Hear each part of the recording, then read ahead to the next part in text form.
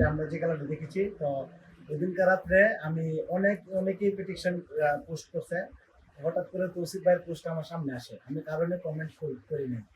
তো আমি মানে আগে থেকে চিন্তা চেতনা ছিল যে স্পেন জিতবে। তো বেশি মানে ব্যবধানে জিতবে না, তারপর আমি স্পেন 1 এবং আর্জেন্টিনা 0-0 কমেন্ট করলাম।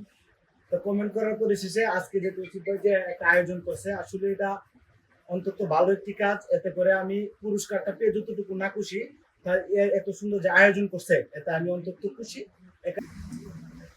আজকে 2026 ফিফা ওয়ার্ল্ড কাপ বিশ্বকাপের ফাইনাল যে ম্যাচটা ছিল, ওই ম্যাচটা উপলক্ষে একটা কুইজ কন্টেস্টের আয়োজন করা হয়েছিল।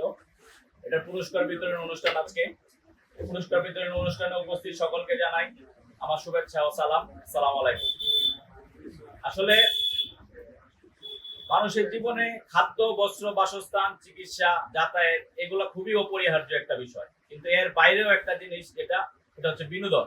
বিনোদন আপনার জীবনে একটা অপরিহার্য বিষয়। এটা ছাড়া কোনো মানুষ সুস্থভাবে থাকতে পারে না, সুস্থভাবে বাঁচতে পারে না। তো আমরা সবসময় চেষ্টা করব যে সঠিকভাবে আমরা যাতে মানে একটা ভালো বিনিময়, যে বিনোদন যেটা সমাজের জন্য উন্নয়ন করবে, আপনার নিজের মেধা বিকাশের জন্য উন্নয়ন করবে এবং আপনার সমাজ এবং জাতিকে এগিয়ে নিয়ে যাবে, এরকম বিনোদন আমাদের প্রয়োজন। আমরা অসৎ বিনোদন করবো না। বিভিন্ন ধরনের বিনোদন আছে, কিন্তু আমরা সৎ বিনোদনটা করব। তো ফিফা বিশ্বকাপটা যেটা, এটা একটা ইমেজ ছিল। ইমেজের এই আমেজে অনেকেই এটাকে ভালোভাবে নিয়েছে। তো আমি চিন্তা করেছি যে বিশ্বকাপটা যেহেতু শেষ হয়ে যাবে, শেষ ম্যাচে আমি একটা প্রেডিকশনের একটা আয়োজন করি, যেটার জন্য আমি শুধু এটা আটপাড়া উপজেলাবাসীর জন্য ছিল, এবং আমার উদ্দেশ্য ছিল যে আটপাড়া উপজেলা যারা এখানে কমেন্টস করবে কিংবা বিজয়ী হবে, তাদের সবাইকে আমরা একটা প্ল্যাটফর্মে যাতে নিয়ে আসতে পারি। শুধুমাত্র একটা প্রতিযোগিতা ছিল না, শুধুমাত্র বিনোদন ছিল না, এটা ছিল আমাদের একটা যোগাযোগের ব্যবস্থা, একটা পরিচিতির ব্যবস্থা, একটা মিলন বন্ধন।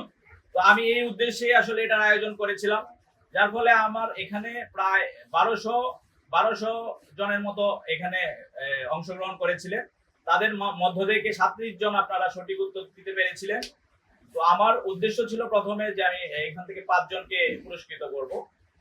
পরবর্তীতে আমি চিন্তা করেছি যে আসলে 5 জনকে পুরস্কৃত করলে অন্যদের আসলে মোটিভেশনটা কমে যাবে, এবং পরবর্তীতে যে কোনো প্রতিযোগিতা অংশগ্রহণের মোটিভেশনটা কমে যাবে। তাই আমি চিন্তা করেছি যে আমার সাধ্যমতো আমি সবাইকেই যাতে আয়োজনটাতে অংশগ্রহণ করাই এবং তাদেরকে পুরস্কৃত করি, যাতে ভবিষ্যতে তারা এরকম আরো প্রতিযোগিতা অংশগ্রহণের আগ্রহ তাদের বাড়ে এবং আগ্রহ বৃদ্ধি পায়। এই উদ্দেশ্যে আমি সকলকে পুরস্কৃত করার আয়োজন করেছি।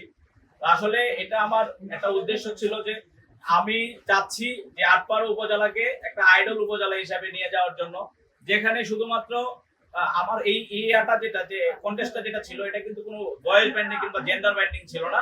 সকল বয়সের লোকজন এটাতে অংশগ্রহণ করতে পারতো, কিন্তু আমি দেখেছি তরুণরা এখানে বেশি অংশগ্রহণ করেছে এবং এখান থেকে বিজয়ীরাও তরুণরাই হয়েছে। তো আমি চাচ্ছি তরুণদেরকে নিয়ে আটপাড়াকে একটা সুন্দর পরিবেশ তৈরি করার জন্য, একটা সুশৃঙ্খল পরিবেশ তৈরি করার জন্য এবং একটা সুন্দর আদর্শ আটপাড়া হিসাবে গড়ে তোলার জন্য।